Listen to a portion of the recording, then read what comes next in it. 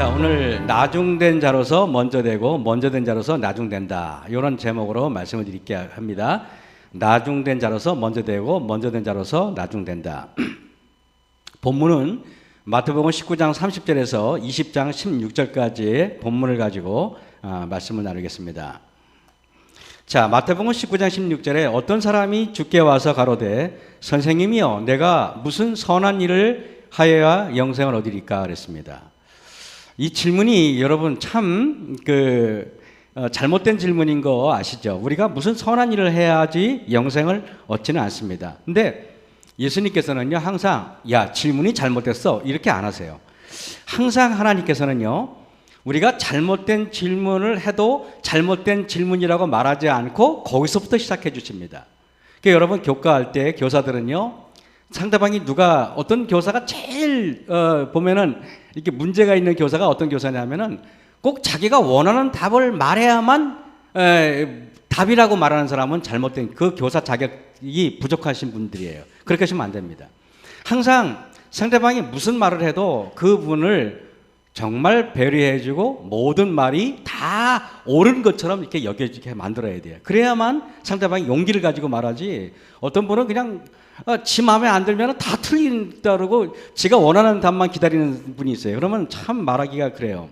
왜 이렇게 질문했을까요? 여러분 이 부자 법관이 선생님 내가 무슨 선한 일을 하여 영생을 얻으리까 그랬어요. 다짜고짜로 왜 이렇게 말했을까요? 그는 왜 그러냐면요 왜 이렇게 질문했냐면요 마태복음 19장 20절에 그 청년이 이렇게 말해요. 내가 하나님의 율법, 십계명을 포함한 율법을 내가 다 지켰으니 아직도 무엇이 부족하리까 그랬어요. 어려서부터요 교회 가면은 착한 아이라는 소리를 들었어요. 늘 부모님 말씀 잘 듣고 교회에서는 늘 모범적이었고 늘 순수하고 곁길로 한 번도 나간 적이 없는 친구였어요. 누가 봐도 이런 사람이 구원 못 받으면 누가 구원 받을까라고 생각이 들 정도의 훌륭한 젊은이였습니다.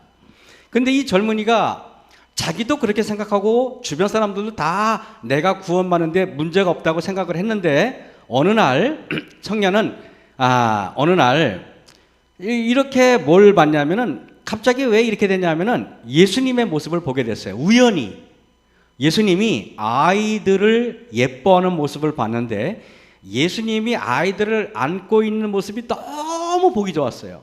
신기하게요.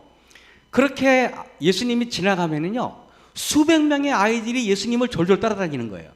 예수님이 옆에 가면 아이들이 막 활짝 웃고 있는 모습이 너무나 이 부자 청년이 볼 때는 감동이었어요. 여러분 사실은요 저는 뭐 아이를 원래 좋아해서 좋지만은 제가 목회할 때 남원적 교회에서는요 매년 1년에 아이를 5명 정도를 출산했어요. 매년 진짜로. 제가 8년이 있었는데요 순수하게 출산한 애가 40명 가까이 되는 거예요.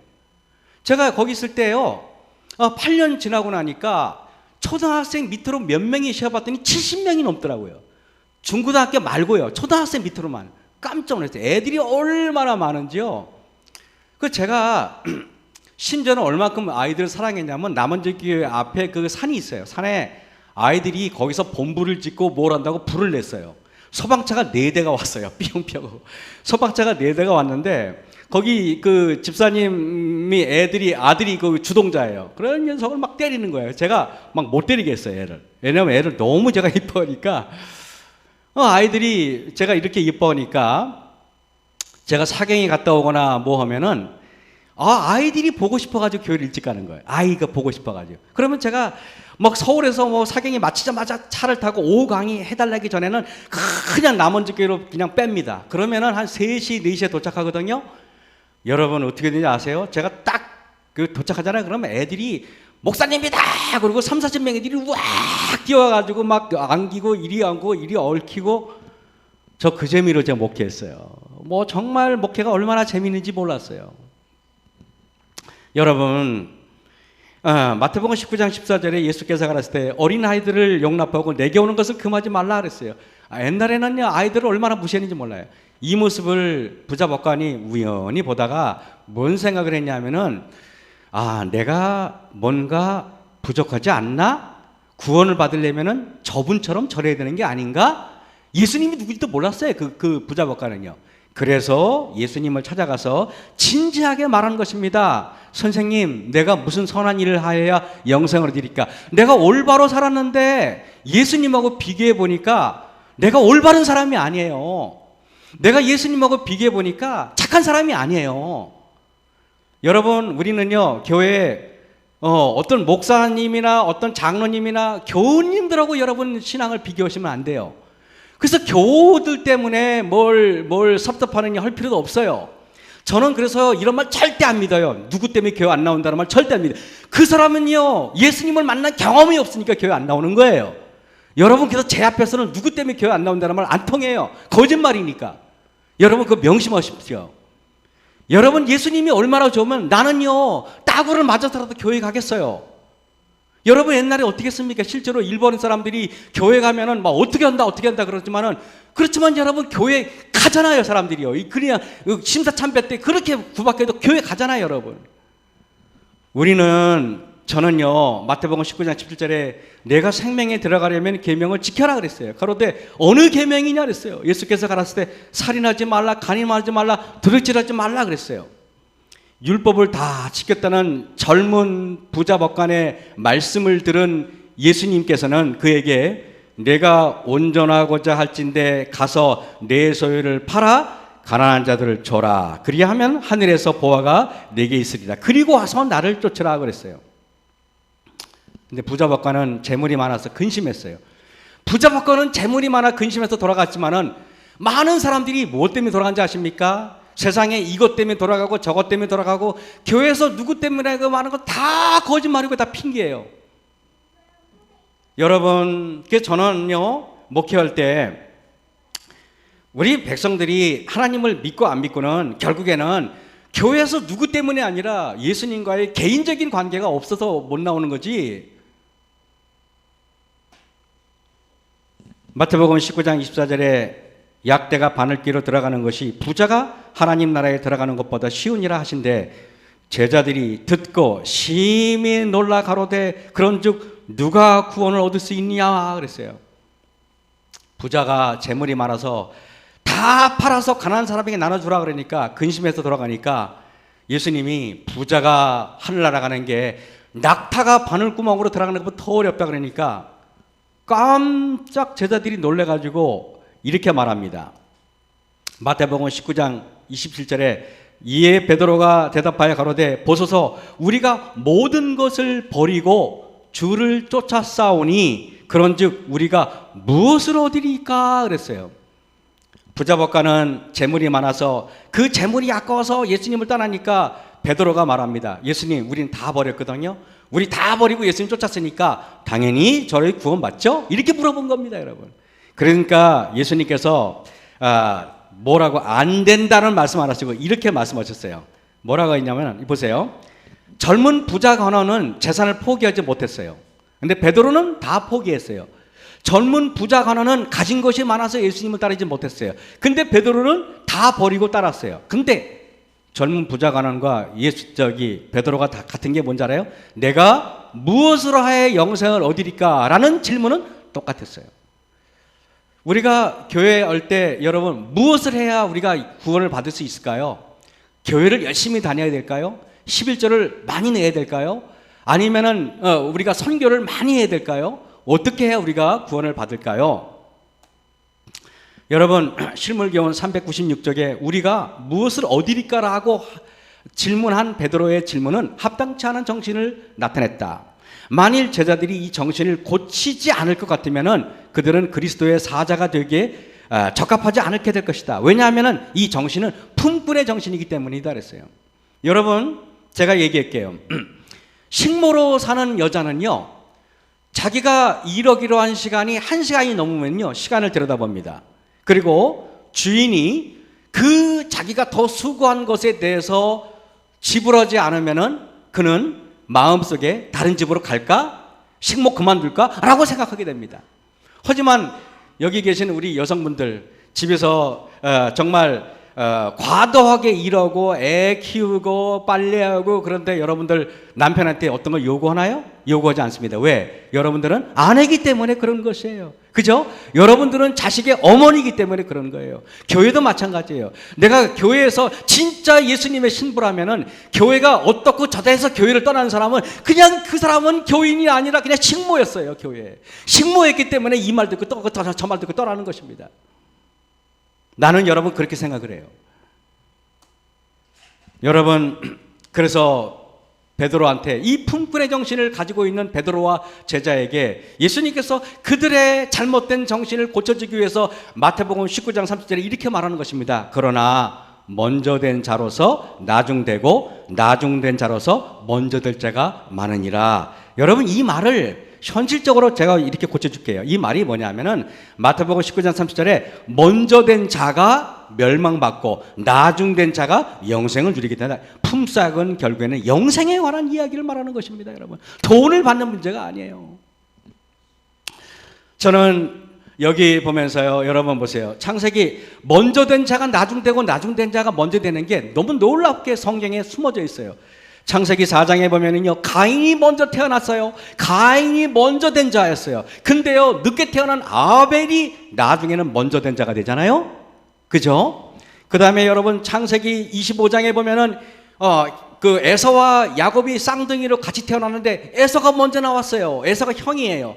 에서가 먼저 된 자인데 야곱이 나중된 자가 먼저 된 자잖아요. 구원받잖아요. 그죠? 이게 우연일까요, 여러분?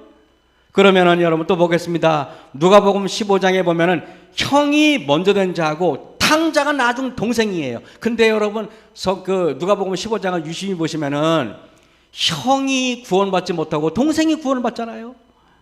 그 다음에 이것뿐만입니까? 마태복음 25장 2절 3절 보면은 그 중에 5은 미련하고 5은 슬기인지라 그랬어요. 너무 놀랍게 마태복음 25장에 미련한 처녀가 먼저 나오게 되고 슬기로운 처녀가 나중에 언급돼요. 여러분 성경을 자세히 보세요. 왜 이랬을까요? 미련한 자, 먼저 언급된 자가 나중 되고 슬기는 자, 나중에 언급된 자가 먼저 되는 것을 유심히 이렇게 성경에서는 우리에게 어떤 패턴으로 가르쳐 주는 것입니다. 먼저 된 자가 멸망받고 나중 된 자가 영생을 누리게 됩니다. 먼저 된 유대인들이 여러분 예수님을 십자가에 못 박고 나중 된 이방인들이 예수님을 섬기잖아요. 놀랍게 제칠을 안 지킬 예수 재림 교인들 옛날에 그렇게 고생하고 혐의밥에 이것도 안 먹고 저것도 안 먹고 애쓰고 고생하신 재림 교인들이 먼저 된 자인데 나중 된 자에게 다 자리를 양보할 수는 있겠습니까, 우리가? 여러분, 저는 그래서 안타까운 심정으로 여러분에게 호소하는 것입니다. 여러분 마태복음 19장 30절에 그러나 먼저 된 자로서 나중되고 나중된 자로서 먼저 된 자가 많으니라 그래놓고요. 성경에서는 여기에 한국 성경에는 이게 빠졌어요. 왜냐하면이 빠졌어요. 그러나 영어 성경에는 for the kingdom, for라고 분명히 돼 있어요. 원어에도 헬라 원어에도 가르라고 가르라고 쓰는데 가르가 뭐냐면은 왜냐하면이에요. 왜냐하면 먼저 된 자가 나중되고 나중된 자가 먼저 된 자가 많으니라. 왜냐하면 하면서 천국은 이라고 말하는데 여러분 그래서 이 천국 포도원의 이 품꾼들의 비유는 먼저 된 자가 나중되고 나중된 자가 먼저 되는 이치를 가르쳐주기 위해서 기록된 책인 것입니다. 그리고 이 포도원의 품꾼의 이야기를 마치면서 또 한 번 반복합니다. 20장 16절에 이와 같이 나중된 자로서 먼저 되고 먼저 된 자로서 나중되리라 그랬습니다. 여러분 아까 왜냐하면이라 그랬죠. 가르. 아까 영어 보면은 for the kingdom of heaven 그러잖아요. 더 이상 된장 발음이니까 안 읽겠습니다. 여러분 마태복음 20장 1절에 천국은 마치 품꾼을 얻어 포도원에 들여보내려고 이른 아침에 나간 집주인과 같으니. 많은 기독교 서적을 뒤져보니까 천국을 포도원이라고 말을 해요. 아니에요, 여러분. 여러분 유심히 문장을 한번 살펴보시기 바랍니다. 천국은 마치 품꾼을 얻어 포도원에 들여보내라고 이른 아침에 나간 집주인과 같으니. 천국을 여기서는 뭐라고 여러분 묘사했습니까? 집주인이에요. 결국에는 누가 천국이에요? 집주인이 천국이에요. 근데 우리는 늘 장소 지향적인 생각으로 똘똘 뭉친 사람들이에요. 그래서 우리는 교회 그러면은 옥천면, 옥천삼리 마을회관 옆에 있는 이 건물이 교회라고 우리는 늘 머릿속에 그렇게 되어 있어요. 그래, 여러분, 그래 안 그래요? 우리는 늘 장소 지향적인 그런 생각을 가지고 있기 때문에 그런 것입니다. 그러면 여러분들 마음속에 천국 그러면은 저 하늘나라 저 멀리에 있는 하늘나라 이렇게 장소 지향적인 생각을 가지고 있어요. 그런데 너무 놀랍게 성경에서는요, 특히 마태는요, 천국은 다른 건 다 거기 수식하는 어구고요, 집주인과 같대. 천국이 집주인이에요.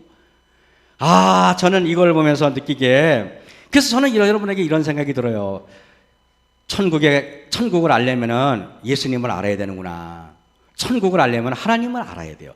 천국이 하나님인데, 그래서 저는요, 위의 말씀을 요약하면 천국은 집주인과 같다입니다. 이게 그 국어를 우리가 살펴봐도 대부분 그렇게 결론이 나지 않습니까? 천국이 품꾼을 고용한 주인이고 주인이 천국이라는 소리입니다. 다시 말씀드리면 천국에 가려면 집주인을 알아야 돼요. 집주인의 품성을 알아야 돼요. 결국에는 그 실물교원에 보면은 맨 실물교원 맨 마지막에 열처녀의 비유에 뭐라고 되는지 아십니까? 이 세상을 덮고 있는 어둠은 하나님에 대한 오해의 어둠이다 그랬어요. 오해의 어둠. 저는 이 말씀이 너무 좋아요. 여러분, 천국을 공간의 개념으로 이해할 것이 아니라 하나님으로 이해해야지 성경이 풀리게 돼 있어요. 그래야만 여러분이 하늘나라 갈 때 훨씬 더 많은 훌륭한 지식을 가지고 하늘에 가실 수 있습니다. 이걸 보면서 제가 이렇게요. 저는 마태복음 3장 1절에 다시 보면 회개하라 천국이 가까워하느니라 그랬어요. 이게 무슨 말입니까? 천국이 내려온다는 말이 아니에요. 회개하라, 예수님이 가까이 오고 있는 거 아닙니까? 침례 요한의 이야기잖아요. 그죠? 예수님이 가까이 오는 것을 침례 요한은 회개하라, 메시아가 가까이 온다 이렇게 설명하지 않았어요. 회개하라, 하나님의 아들이 가까이 온다 이렇게 말하지 않았어요. 놀랍게 마태복음에 보면은 회개하라, 천국이 가까워하느니라 그랬어요. 여러분, 예수님이 천국이에요. 아이들이 예수님이 갔을 때 우르르 몰려서 그분 옆에 간 게 왠지 알아요? 아이들이 예수님 옆에 있으면 천국을 경험했기 때문에 그러는 거예요. 너무 좋으니까. 여러분, 여러분 교회에 나오는 게 있잖아요. 세상보다 훨씬 좋아야만 교회에 나오게 돼 있어요. 여러분, 만약에 교회를 떠났다는 것은 세상이 좋기 때문에 떠난 거예요. 별거 아니에요. 그거 어렵지 않아요. 하나님이, 예수님이 천국이라면 과연 우리가 떠날 수 있습니까? 저는 이걸 보면서 마태복음 4장 17절에 이때부터 예수께서 비로소 전파하여 가라사대 회개하라 천국이 가까웠느니라. 놀랍게 침례 요한만 그런 줄 알았어요. 근데 예수님께서 스스로 말씀하시기를 회개하라 내가 천국이다 그 소리입니다. 이거 마태복음 4장 17절에 다시 말씀 맞죠? 그죠? 회개하라 내가 천국이다 그랬어요. 여러분, 마태복음 5장 3절에 성령이 가난한 자는 복이 있나니 천국이 저희 것이며, 가난해야 심령이 가난해야지 예수님이 천국으로 보인다는 말이에요. 여러분, 그렇잖아요. 세상에 이런저런 부귀영화를 누리는 사람들은요 천국이 보이잖아요. 왜냐하면 세상이 천국처럼 보이거든요. 돈이 천국처럼 보이거든요. 복권에 당첨된 게 훨씬 더 예수님보다 좋아 보이거든요. 근데요, 내가 암에 걸리고 내가 병들고 내가 사업이 망하고 내가 아무 낙이 이상이 없을 때 비로소 예수님이 천국처럼 보이기 시작하는 겁니다. 비로소 예수님이 귀하게 보이고 비로소 그분의 십자가를 생각할 때 눈물이 글썽글썽해지는 것입니다. 제가 목회를 그만두고 나니까 비로소 예수님이 어떤 분인지 조금씩 보이기 시작하더라고요.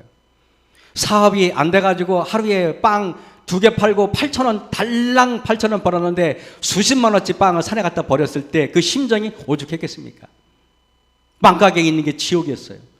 지옥이 없어요. 그래서 저는 빵을 그냥 대충 만들어 놓고 집사람 보고 지키라 그러고 그냥 그 빵가게 꼴도 보기 싫은 거예요. 왠지 아세요? 손님이 안 오는 빵가게는 지옥이 따로 없어요. 장사가 안 되는 식당은 아마 그 식당 주인들은요 그것이 지옥이 따로 없어요. 아무리 인테리어를 잘해놔도 그것은 지옥이에요. 지옥. 그래가지고 가게를 맡겨놓고 집에 가서 침대 머리맡에 무릎을 꿇고 하나님께 침대 위에다가 손을 포개놓고 머리를 감싸고 하나님 기도하는 것입니다. 하나님 살려주세요. 살려주세요. 살려주셨잖아요. 그죠? 제가 살은 가장 큰 증거는 뭔지 아세요? 빵가게가 잘 되는 게 아니고 빵가게가 잘 돼도 예수님을 더 사랑하게 되는 게 사는 거예요. 무슨 말인지 알겠습니까? 그게 정말 중요한 겁니다. 그게 정말 중요한 이야기 아니에요? 내가 지금 빨갱이 지금 어지간히 돼요, 여러분. 그렇지만은 여러분들 만나고 어저께 하루 종일 말씀 준비하는 게 훨씬 더 행복하니까 제가 이걸 하는 거 아니겠습니까? 막말로 마케팅 해가지고 교회 설교 시간에 블로그 쓰고 뭐 쓰고 뭐 해가지고 막 장사하면 돈 훨씬 잘 벌 수 있어요. 여러분, 포도원의 핵심은 집주인의 마음을 깨달아 아는 것이 핵심입니다. 집주인의 품성을 알지 못하면 집주인에게 분노하게 되고 심지어는요 집주인을 비난하게 됩니다. 오늘 포도원의 품꾼에서 집주인의 품성을 어떻게 이해하는지가 관건이 될 것입니다. 마태복음 20장 2절 7절 보면은 2절에 저가 한 데나리온씩 품꾼들과 약속합니다. 3, 4절에 보니까 제3시에 포도원에 들어가서 또 일꾼을 구합니다. 제6시, 제9시 5번이나 품꾼이 저기 포도원의 주인이 나가서 일꾼들을 구합니다. 왜 이렇게 할까요? 왜 이렇게 할까요? 여러분, 새벽 6시, 9시, 12시까지는 이해하는데 새벽 3시에 불러봤자 겨우 3시간밖에 일을 못 시키는데 5시에 부르면 뭔 이득이 되겠다고요. 와봤자 일을 하려고 막 일을 막 주섬주섬 일을 하다 보면은 벌써 시간이 끝났네. 그러고 벌써 일이 마치는데요. 보통 이 일은 유대인들은 보통 6시에 일이 끝났다고 얘기해요. 그런데 여러분, 오후 5시가 되었습니다. 그런데 그때까지 일을 잡지 못한 사람들이 있었어요. 마태복음 20장 7절에 가로되 너희는 어찌하여 종일토록 놀고 여기 섰느냐 가로되 우리를 품꾼으로 쓰는 이가 없음이니이다. 이 사람들이 게을러서가 아니에요, 여러분. 이 사람들이 여러분 일하기 싫어서 안 나간 거 아니에요. 이 사람들이 여러분 5시까지 있는 게 집에를 못 간 거예요. 집에 가면 처자식이 굶고 있는데 애들이 아들 딸들이 아빠 밥 달라고 그러는데 집에 가면은 여러분 애들을 어떻게 봐요? 어떻게 쓰더라도 한 푼이라도 벌어가려고 어떻게 쓰든지 한 데나리온이 아니라 반에 반 데나리온이라도 얻어가려고 어떻게 쓰든지 쌀 한 대박이라도 얻어가려고 거기 있었던 것입니다. 여러분, 제가 목회할 때 저는 방학 때마다 인력사에 나가서 일을 했어요. 돈 벌려고 일을 한 게 아니라 우리 교인들이 어떻게 11조를 내는지 진짜 궁금해서 한번 나갔어요. 진짜입니다. 근데 여러분, 여름 휴가는 항상 제일 더울 때 아닙니까? 제일 더울 때 저는요 청량리 교회 부목할 때는 청량리 주변에 가면 혹시 성도들 만날까봐 창피해서 저 상봉동에 가서 인력사에 나갔어요. 인력사에 딱 나가면은 인력사에 이런 모습이에요. 진짜로 이런 모습입니다. 그러면은요 저는요 안 써줄까봐 일부러 4시 넘어서 가요. 그러면은 인력시장 사무실 문이 열자마자 전 들어가요. 1등으로 들어가면은 이쁘게 보여서 뽑혀 나갈까봐. 근데요 주인이 이렇게 쓱 봅니다. 쓱 봐가지고요 자기와 거래를 하고 있는 분들을 먼저 뽑더라고요. 해보니까. 왜냐면은, 얼치기로 그냥 갑자기 온 저를 뽑겠어요? 아니면은 늘 이러던 사람을 뽑겠습니까? 나라도 이러는 사람 뽑아요. 그죠? 의리가 있지. 근데 이 사람 보내고 저 사람 보내고 저 사람 보내다가 나중에 이거 참 죄송한 얘기지만 찌끄러지 같은 사람들이 몇 사람이 쫙 있어요. 약간 주정뱅이처럼 보이고 뭐 코가 삐뚤어지고 어저께 술 먹어가지고 약주 하도 드셔가지고 술 냄새 풀풀 풍기는 이런 분들이 딱 있으면은 그래도 저 사람들 보냈다가는 말썽 피우니까 어이 김씨 네가 나가. 그럼 내가 나갔어요. 제가. 그런데 첫날에 나갔는데 일을 얼마나 제가 열심히 했던지 한 번은 이게 막노동하게 생기지 않은 분이 저한테 옆으로 오더라고요. 그러더니 저보고 김씨 사연이 뭐요? 그러더라고요. 왜요? 그랬더니 이거 이러러 올 사람 같지는 않아 보이는데 뭔 사연이 있어? 그래서 제가 예 목회자입니다라고 말을 못하잖아요. 창피하니까. 그래서 제가 예 회사에서 잘렸습니다. 제가 그랬어요. 그랬더니 그분이 내 어깨 동무 이렇게 하더니 나도 대기업에서 해고된 사람입니다. 그러시는 거예요, 그분이요. 그러더니 오늘 김씨 내가 십장으로 왔으니까 자기 일만 따라다니래요. 인력사장 갈 필요 없대요. 나한테 바로 오래요. 내가 나 대기업에 다니다가 이거 잘렸는데 나 지금 1년 만에 오히려 대기업에 다니는 것보다 돈을 더 잘 번다는 거예요.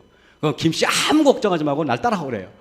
그래서 제가 야 이거 먹기도 그만두다라 갈등이 일으켰다니까요. 농담입니다. 그래서 제가 이분하고 했는데 그때 당시 보통 7만 원 받을 때였어요. 제가 할 때 일당이 7만 원인데 저를 10만 원을 주더라고요. 10만 원을 주더라고요. 그러면서 딴 사람한테 말하지 마 그러시더라고요. 그분이 미안해가지고 다시 거기 못 나갔어요. 왜냐하면 그분이 그 호의를 제가 거짓으로 이렇게 답변해서 너무 죄송해가지고 못 나갔어요. 여러분 인력상에 가면요 절반 이상은 돌아가고 꾹 참고 나왔지만 허탕 이게 신문에만 나오죠. 가면은요 일을 못 나가면은요 내가 일을 몇 번 못 나가봤어요. 그러면은 거기 있는 사람들이 상심을 해가지고 있는 그 표정을 난 잊을 수가 없어요. 저는 여러분 제가 심지어는요 일꾼들을 데리고 저 서울에서 저 울진까지 가가지고 3박 4일 4박 5일인가까지 제가 차를 태우고 제가 십장으로 해가지고 거기 가가지고 일을 시켜가지고 인력사무소한테 수십만 원 돈을 뜯겼어요. 못 받았어요. 내 돈으로 기름 사가지고. 여름휴가를 매년 제가 계속 심지어는 마석교회 담임할 때도 마지막 교회 망우동교회 담임할 때도 제가 인력상에 나가서 돈을 벌었던 사람이에요. 그것도 일주일 내내 그냥 휴가 내내 나가서 일을 했어요. 뭐 나가서 놀 필요도 없잖아요 그냥. 왜냐하면 목회 자체가 노는 건데. 마태복음 20장 6절에 제 11시에 또 나가보니 섰는 사람들이 다 또 있는지라 가로되 너희는 어찌하여 종일토록 놀고 여기 섰느냐 가로되 우리를 품꾼으로 쓰는 이가 없음이니이다. 저는 여러분 여기 일 못 나가서 5시까지 있는 사람들은 간절함이 있는 사람들이에요. 간절함이 있는 사람이고, 그리고 두 번째는 뭐냐면은요 가족들을 사랑하는 사람이에요. 그죠? 가족들을 처자식을 사랑하는 사람들이에요. 세 번째는 책임감이 있는 사람들이에요. 여러분 그 한 부자가 이렇게 말해요. 이 세상에서는요 부자로 산다는 것은 아침부터 저녁까지 열심히 일했기 때문이라고 말하니까 한 사람이 말하기를 여보시오 그런 소리 하지 마세요. 만약에 그런 당신의 말이 논리가 맞다면은 아프리카에 사는 여자는 백만장자가 되었어야 돼. 이 사람아, 아프리카 그 여자들은요 물 길러 갈 때 새벽부터 가가지고 물 한 동이 일하고 여러분 5km 6km 20리를 가가지고 물을 길어 와서 밥을 해. 거기다가 반찬 이게 하고 그 아프리카의 여인네보다 더 힘들게 이런 사람이 어디 있어 세상에. 여러분 맞습니까? 그 아프리카의 여인네보다 더 부지런히 일하는 사람이 지구상에 어디 있냔 말이에요. 이 말은요 새벽부터 아무리 열심히 해도 가난하게 살 수밖에 없는 분들이 우리 옆에 많이 있다는 걸 여러분 잊지 마셔야 돼요.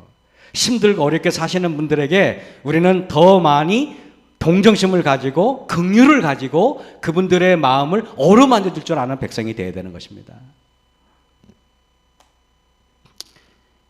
여기에 오후 5시까지 주인을 찾지 못하는 분은 어떤 사람일까요? 구걸을 하기에는 정상적인 몸이고 일을 시키기에는 탐탁지 않은 몸을 가진 그런 어중간한 분이었을 거라고 저는 생각을 해요. 아예 몸이 불편하면은 일어나 나오지도 않았겠죠. 구걸을 하기에는 그저 아니고. 저물매 포도원 주인이 청지기에게 이르되 품꾼들을 불러 나중 온 자들부터 시작해서 먼저 온 자까지 가까이 다 싹쓸 주라 그랬어요. 여러분 이렇게 보세요. 저는 이게 참 이해가 안 되는 겁니다. 저물매 포도원 주인이 청지기에게 이르되 품꾼들을 불러 나중 온 사람부터 시작해서 먼저 온 자까지 싹을 주라고 이야기를 해요. 제가 이거는 그냥 하지 않겠어요. 뭐 이거 그냥 해도 이건 빼겠습니다. 자, 품삯을 처음 온 사람들로부터 줬다면은 어떻게 했을까요? 아침 새벽 6시부터 오신 분들, 6시부터 오신 분 일로 오세요. 한 대나 줬어요. 그러면 그분들은 기뻐서 감사합니다. 요새 일거리도 없는데 오늘 일당을 벌었으니까 얼마나 감사해. 감사합니다 하고 떠나갔습니다. 다 떠나간 다음에 모습이 안 보일 때 9시부터 온 사람 나오세요. 또 돈을 줘. 그러면 그 사람이 감사합니다 하고 가면은 다 안 보일 때 떠나면은 여러분 어때요? 사람들이 갈수록 기쁨이 넘치고 행복하고 모든 사람이 다 해피했을 거 아닙니까? 그래 안 그래요? 그런데 여러분 이랬다면은 마지막에 나중에는요 오후 3시에 온 사람들은 아마 그거 봐서 눈물을 막 흘렸을 거예요. 기쁨의 눈물을. 5시에 온 사람들은 너무나 은혜에 감사해가지고 어쩔 줄 몰랐을 겁니다. 근데 여러분 이 뭐랄까요 6시부터 온 사람들 줘요. 일단한테. 그러면은 새벽부터 온 사람은 기대하지 않았겠어요? 아, 오늘 내가 인센티브를 받겠구나. 오늘 내가 뭔가 보너스를 받겠구나. 라고 생각을 했을 거 아니겠습니까? 근데 6시, 오후 5시에 온 사람에게도 일단을 줘요. 오, 주인이 넉넉한데, 오후 3시에 온 사람도 또 대라리를 줘요. 오, 야, 주인 대단해. 12시에 온 사람한테도 한 대나리를 줘요. 주인이 약간 좀 이상하다. 그 9시에 온 사람도 한 대나리 주니까 분노가 폭발해요. 아니 이게 내가 말이야 적어도 말이야 그 6시에 온 사람도 똑같이 주니까 분노가 막 폭발하는 것입니다. 과연 포도밭 주인은 저보다 지혜가 부족해가지고 이렇게 했겠습니까? 여러분 왜 이렇게 했겠습니까? 저는 목회를 아주 늦게 시작했어요. 목회를 36에 시작을 했으니까 아주 늦게 시작했어요. 제가 목회 나오니까 제 친구들은요 이미 9년차 10년차가 됐더라고요. 보니까 목회에 나오니까 친구가 청소년 부장이었고 저는 인턴 전도사였어요. 야, 우리 동종환합회는요 특히 동종환합회 목회 사회는 철저하게 위기질서가 잘 잡힌 곳이에요. 나이가 많다고 해서 대접받는 그런 장소가 아닙니다. 나이가 많다고 해서 대접받고 군대보다 다를 게 하나도 없는 데였어요. 동종환합회는 위기질서 딱 있어가지고 몇 년 차 모여 그러면은 36살 먹은 제가 20 몇 살 먹은 저는 똑같이 막 뛰고 막 그렇게 했었어야 되는 거예요. 근데 세상의 월급 체계는 호봉이 기준입니다. 제 친구들이 이제 몇 년 근속했는지가 아주 중요한 관건입니다. 왜냐하면 세상에는 모든 게 다 몇 년 근무했는지 연차가 얼마인지 얘가 중요하기 때문에 그래요. 제가 1985년 11월 11일 날 철도 공사에 입사한 사람이에요. 제 고등학교 친구들에게 철도고등학교 친구들이잖아요. 전화해보면은 애들이 막 지금 은퇴를 시작했어요. 벌써 작년에 은퇴한 애도 있고 올해 은퇴한 애도 있고 지금 연장 근무한 애 있고 피크제가 다르고 이러더라고요, 친구가. 그래서 자, 제가 연차를 쉬어보니까 만약에 제가 철도에 있었다면 39년에서 40년 차더라고요. 어쩌면은 박두환 장로님이 더 오래 할 수도 있어요. 그죠? 39년, 40년이니까 장로님. 친구들을 막 이렇게 하는데 여러분, 근데 저는 참 희한해요. 목회도 늦게 나왔지만은 은퇴 예배 하나 없이 그냥 도망가다시피 해서 목회를 그만두고 나왔어요. 아무런 은퇴가 없어요. 은퇴식이 없어요. 왜냐면은 중간에 그만두는 사람이 뭘 은퇴식을 하겠어요. 근데 은퇴식에 가보면은요, 그분이 업적을 소개합니다. 몇 년 근무했고, 어떻게 했고, 표창장을 받고, 치아를 받고, 사람들로부터 꽃다발을 받죠. 여러분, 우리의 존재, 내가 자꾸 스스로의 업적과 분량, 숫자를 높이려고 할 때 내 자신의 모습을 그 숫자에 자꾸 그려놓고 싶은 충동이 생겨요.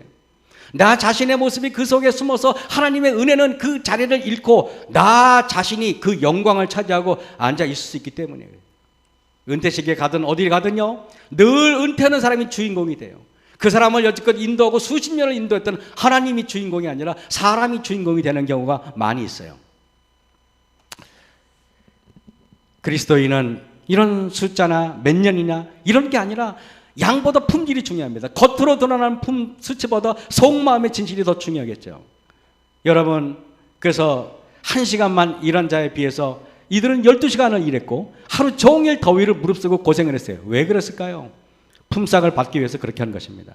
여러분, 그래서 그들은 품삯을 받고 감사하지 않았어요. 왜? 그들에게 품삯은 노동의 정당한 대가였기 때문에 그랬어요. 주인의 은혜가 아니라 그냥 자기가 하루 종일 땀 흘리고 고생했기 때문에 당연히 받는 처사라고 생각한 것입니다. 여러분, 탕자의 비유에서도 형이 그러잖아요. 내 동생이 술 먹고 밖에 나가서 허랑방탕 할 때 나는 아버지 옆에서 얼마나 내가 열심히 일했고 나는 아버지가 나를 위해서 도대체 해준 게 뭐 있냐, 내가 아버지를 위해서 얼마나 열심히 일했냐 이러면서 형이 얘기하잖아요. 우리가 이걸 보면서 실물교훈에서 397쪽에 하나님께서 가치 있게 보시는 것은 우리가 한 일의 양이나 눈에 보이는 결과가 아니라 그 일을 한 정신이다 그랬어요. 포도원 주인이 준 품삯은 영생을 말하는 거예요. 일을 많이 하는 것보다 이런 어떤 정신으로 수고하느냐가 더 중요한 것입니다. 먼저 온 자들의 일의 양은 당연히 훨씬 더 많겠죠. 그러나 일의 양이 중요하지 않은 이유는 주인이 품꾼들을 통해 이익을 보려는 거래적 관계가 아니라 자신의 풍성한 재산을 베풀기를 좋아하며 품꾼들이 그것을 누리도록 하는 은혜적 관계를 설명하고자 하는 것입니다. 저녁 5시에 일어난 자들은 대개 연약하고 능력이 없고 가난한 자들인데, 이런 자들에게 호의를 베푼 주인을 악하게 보는 이 자들은 먼저 된 자들입니다. 새벽부터 일해서 주인에게 2배의 보상을 받았다면 과연 이들은 불쌍하고 가난한 이웃들에게 자신이 많이 받은 품삯을 일정 부분 나눠줬을까요? 저는 그렇게 생각하지 않습니다. 먼저 온 자들의 신앙 가운데 가장 심각한 문제는 은혜를 모르는 자들이라는 것입니다. 그래서 가난한 자들에게 은혜를 베푼 주인을 오히려 악하게 보는 것이에요. 여러분, 미국 조지아주 농장에서 큰 농장을 소유하고 있던 한 부자가 노예시장에 가서 아주 반항적이고 거칠고 아무도 사려고 하지 않는 그런 평이 안 좋은 노예를 큰 돈을 주고 골라서 샀어요. 그랬더니 그 주인이 쇠사슬에 묶여서 노예를 끌고 오는데 노예가 이렇게 말합니다. 나는 절대로 이러지 않을 거야. 나 절대로 이러지 않을 거야. 당신 나 사가봤자 소용없어. 나 일 안 할 거야. 라고 고래고래 소리를 질렀습니다. 여러분, 그런데 주인은 아무 말도 하지 않고 묵묵히 그 노예를 그 집으로 데리고 옵니다. 그리고 주인의 농장에 도착해서 마차에 묶여있는 노예의 손과 발목에서 쇠사슬을 끌어주었어요. 그리고 따뜻한 물을 주어 씻게 하였고 좋은 옷과 음식을 주었어요. 그리고 잘 먹고 건강하게 되었으면 자유의 몸으로 풀어주겠다고까지 얘기했어요. 노예는 자신을 교묘하게 부리는 관계라고 생각했어요. 더욱 소리 지르면서 당신이 아무리 그렇게 나한테 착한 척하고 그래도 난 절대 안 속아. 나 그런 사람 한두 번 본 거 아니야. 당신들을 위해 절대 이러지 않을 거야. 난 백인들 증오해. 이렇게 말했습니다. 그러자 주인이 내가 당신을 비싼 값을 주고 산 이유는 노예를 부려먹기 위해서가 아니라 당신을 자유의 몸으로 해방시켜주기 위함이었소. 당신은 나의 노예가 아니라 친구여. 지금 떠나려면 떠나시오. 그랬어요. 가려면 갈라 그랬어요. 노예 문서 찢어버렸어요. 그러니까 당신 일 안 해도 돼. 이렇게 말했어요. 흑인이 보니까 주인이 그 말한 게 사실임을 깨닫게 됩니다. 왜냐하면 그 주인의 진실성 있는 사람이기 때문에 그래요. 그는 흑인 노예가 흐느끼면서 노예 주인 앞에서 눈물을 흘리면서 이렇게 말해요. 주인님, 내가 잘못했습니다. 저를 평생 주인님 옆에만 있게 해주십시오. 주인님의 명령에 순종하면서 평생 살겠습니다. 주인님, 저한테 아무 노임도 필요 없어요. 제가 목숨을 다해서 당신 같은 주인이라면 내가 목숨 바쳐서 일하겠다 그랬어요. 여러분, 그리고 그 흑인은 주인을 진심으로 사랑하고 존경하고 평생을 그 집에서 주인과 행복하게 살았다고 얘기해요. 우리도 교회 다니는 게 천국에 가기 위해서 사꾼의 목적으로 여기 앉아 있다면 우리는 언제든지 실망해서 교회를 떠날 것입니다. 여러분, 이 교회는 여러분들이 예수님께서 여러분들이 원하시는 것은 여러분들을 사꾼으로 여러분들을 부른 게 아니라 삭을 주려고 부른 게 아니라 여러분, 예수님은 그 몸을 우리에게 주셨어요. 우리에게 모든 걸 주셨단 말입니다. 디도서 3장 5절에 우리를 구원하시되 우리의 행한 바 의로운 행위로 말미암지 아니하고 오직 그의 긍휼하심을 쫓아 중생의 씻음과 성령의 새롭게 하심으로 하셨나니 그랬습니다. 여러분, 오후 6시에 일이 마쳐지는데 오후 3시, 5시에 일꾼들을 부르러 간 까닭은 납득하기 어렵습니다. 왜 포도밭 주인은 이렇게 했을까요? 그가 일꾼들을 구하는 목적은 중요합니다. 일을 시키기 위함이 아니라 품삯을 주기 위함입니다. 핑계를 대서 구원하려는 거예요. 저는 이걸 보면서 얼마나 감사한지 몰라요. 우리가 교회에서 이거 맡으세요, 저거 맡으세요, 봉사하세요 하는 것은 하나님이 우리를 부려먹으려고 하는 게 아니라 여러분, 무디고 능력 없는 우리를 쓰는 것보다 천사 동원해가지고 여기 쫙 우리 옥천교회 청소하고 옥천교회 식사상만 하면 훨씬 잘하지 않겠습니까? 하나님께서는 지금도 능력이 없어. 그래, 너희들은 예배만 봐라. 얘 딱 끝나자마자 여기 딱 식당에 들어가면 그냥 하나님께서 그냥 만나 다양한 과일 뭐 듬뿍 그 못하시겠습니까? 하나님께서 그렇게 하지 않는 이유는 우리에게 뭔가 우리에게 보답해 주려고 그러는 거예요. 품삯을 주려고 그러는 거예요. 우리에게 영생을 주시려고 그러는 거예요. 거저 먹으면 너희들이 미안하니까 하나님께서 그렇게 해주시는 겁니다. 포도원 주인은 일꾼들을 통해 자신의 유익을 얻으려는 사람이 아니라 어떻게 해서든지 품삯을 주고 싶어 빌미를 만드는 사람이에요. 다시 불러봤자 아무 도움도 안 돼요. 와봤자 귀찮기만 해요. 그런데요, 포도원 주인은 처자식이 배를 굶고 있는 굶고 있는 것을 너무 가슴 아파하는 그 사람들에게 무언가를 해주고 싶어서 그렇게 하신 것입니다. 얼마나 감사한지요. 우리도 그렇지 않을까요? 우리가 무슨 능력이 있고 우리가 무슨 쓸모가 있습니까? 세상 사람에 비해서 우리가 무슨 인기가 있습니까? 능력이 있습니까? 아니면 삼성 이재용처럼 돈이 많습니까? 그럼에도 불구하고 이 세상에서 제가 볼 때는 그렇게 잘난 구석도 하나도 없는데, 제가 저 강남에 있는 사랑의 교회에 가봤더니요, 딱 갔는데 거기 들어오는 사람이 전부 다 나는 거기 다 KBS 탤런트들이지 않아서 다 아나운서처럼 잘생기고 멋지고 그냥 전부 다 쭉쭉 빵빵이 들어오더라고요. 깜짝 놀랐어요. 사랑의 교회에 있는 성도들을 모으면은요, 내각을 하나 만드는데 국회의원들이 수십 명이 넘는다는 것입니다. 우리 교단의 정치에서 누가 제일 높은가 했더니 지금은 은퇴했지만 저 내면교회 김기난 장로님이 강원도 그 의회 의장할 때, 시의회 의장할 때, 그 도의회 의장할 때 그분이 제일 높았어요. 저가 아주 친하거든요, 장로님.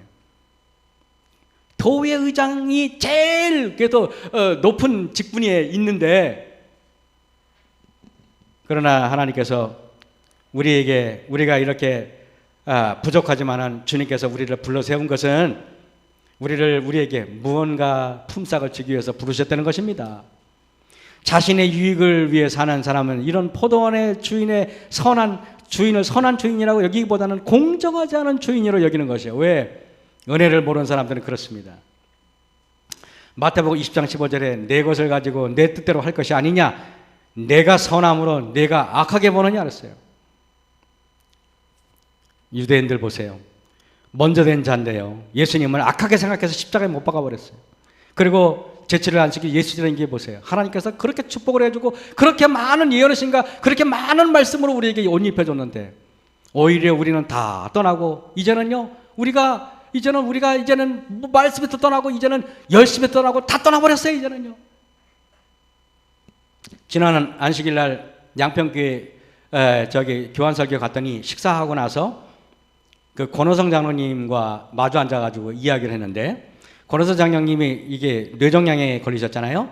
근데 장로님이 매일 뭘 하냐면은 성경을 암송하는 것을 시작했대요.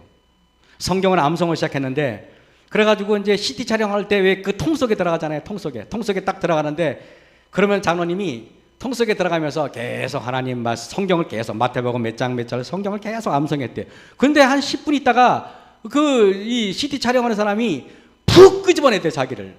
깜짝 놀랐대요. 왜 끄집어냈냐? 그랬더니, 이 말이야, 당신 말이야. 도대체 통해서 뭐 했냐? 그랬대. 나는 성경밖에 암송한 게 없는데. 그랬더니, 당신이 하도 성경을 암송했는데, 두뇌가 너무 활성화돼가지고 측정이 안 된다 그러더래요. 구리사님 위험만 하시죠?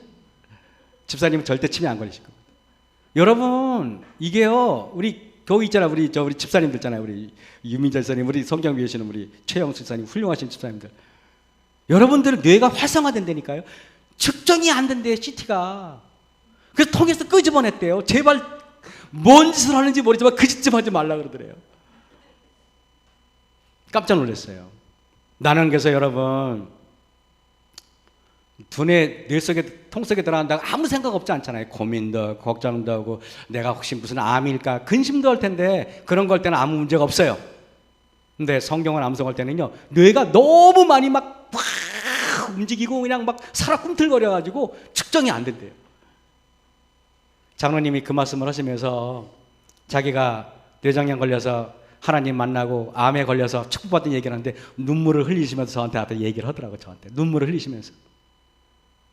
그러면서 그가 말씀하시기를 하나님의 은혜가 얼마나 감사한지 자기가 암에 걸린 것에 비로소 하나님의 사랑을 깨달았다. 은혜를 깨달았다. 이렇게 얘기하는 것입니다. 여러분, 초기문집에 271쪽에 이런 말이 있어요. 어떤 사람들은 흔들림을 받아 정로에서 이탈하였다. 그것을 위하여 오래 참음으로 탄원하고 고민하여 고귀한 승리를 쟁취한 자들과 연합하지 못한 부주의하고 무관심한 자들은 승리를 얻지 못하였으며 그들은 어두운 가운데 버려진 바 되었으며 대신 진리를 붙들고 그 대열 가운데 참석한 다른 사람들이 그들의 자리를 채웠다 그랬어요. 여러분, 우리 교회 4월 달에 왔던 우리 그 선한능력 교회 우리 최재범 교수 여기서 설교했잖아요. 그죠? 이분이요. 한 번은 제가 이분을 어떻게 알게 됐냐면은 이렇게 두꺼운 믿음으로 말미암아 우리 존서 와그너 목사가 쓴 이 세 권의 책, 이만한 크고 이렇게 두꺼운 책 세 권을 우리 그 이계영 자매가 그 줬대요. 줬는데 3일 만에 이 두꺼운 책 세 권을 그 최재범 교수가 몽땅 다 읽어가지고 수백 컷의 파워포인트를 다 정리해 버렸다는 겁니다. 500페이지 막 이렇게 두꺼운 책 세 권을 3일 만에 다 읽었대요. 그런 정성으로 여러분 성경을 보시는 사람들이 바로 우리 재림교회 온 지 이제 몇 년 안 되는 사람들이 그렇게 한단 말이에요, 여러분. 그렇게. 여러분, 재림교회 우리가 오래 다닌 게 먼저 된 자가 나중된 우리의 모습이 그렇게 비춰지지 않나요? 그리고 제가 그 교회 가잖아요? 그러면 재림교회 온 지 몇 년 안 되는 사람들이 수십 명 있잖아요. 우리 교회 오셨었잖아요. 제가 가면은요, 얼마나 교인들이 뜨거운지 몰라요. 막 팔짱을 끼우고 막 목사님 그러고 들어와가지고 저는요, 거기 가면요, 너무 행복한 거예요. 오늘도 올해서 오후에 가야 돼요. 늦게나마. 저는 여러분들에게 대신 진리를 붙들고 여러분들이 나가시면요, 하나님께서는요, 여러분이 나가시면 어쩔 수 없이 오후 3시에 오신 분들, 5시에 오신 분들로 채울 수밖에 없는 거예요. 어쩔 수 없이.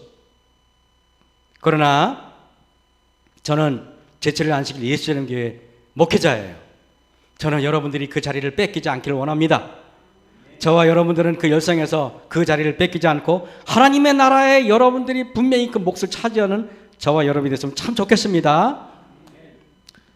마지막 날 사건들 172쪽에 보면은요, 대열 중의 공백은 그리스도에 의하여 제11시에 온 것으로 대표되는 자들에 의하여 채워지게 될 것이다. 놀랍게 제11시면 오후 5시를 말하는 것입니다. 5시에 오신 분들 대표되는 자들에 의해서 채워지게 될 것이다. 하나님의 멸망시키는 심판의 때는 현재 진리가 무엇인지 배울 기회를 갖지 못한 자들에게는 자비의 시간입니다. 이 마지막 날에 최초로 진리를 듣게 되는 무수한 사람들이 들어갈 허락을 얻게 될 것이다.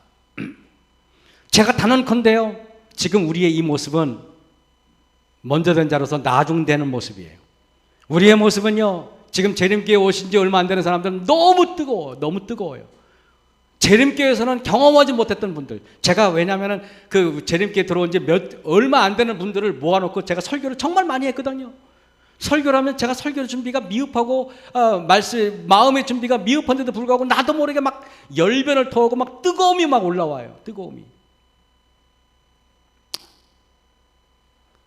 여러분, 세상은 빠르게 변하고 우리들은요, 돈을 잃어버리면은 그 돈을 회복하는데 오래 걸리고 건강을 잃어버리면 건강을 회복하는데 오래 걸린다는 걸 잘 아는데 어떻게 신앙을 잃어버리면 신앙은 내가 마음만 먹으면 금방 찾을 수 있다고 착각하고 있습니다.